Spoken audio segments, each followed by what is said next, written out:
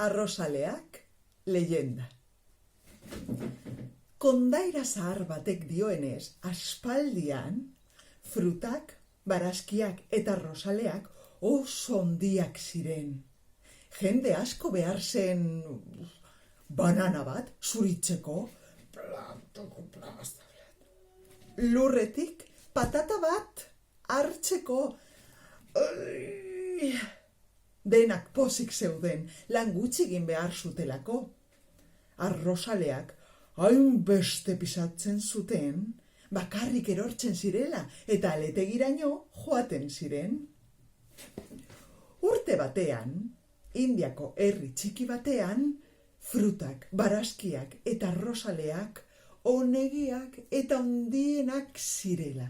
Eta amona batek esan zuen, aletegia handiago bat eraiki behar zela.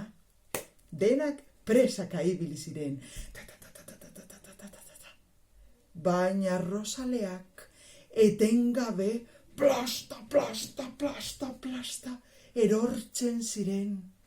Amonak haserre esan zuen. Arrosetala!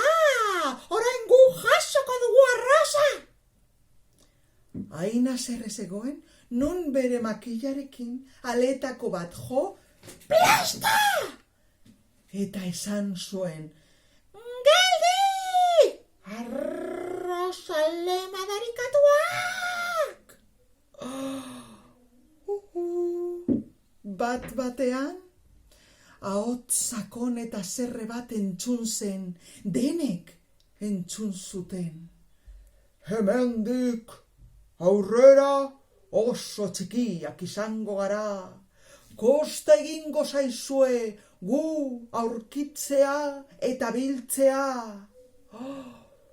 Eta frutak, plas, plas, plas, plas, plas.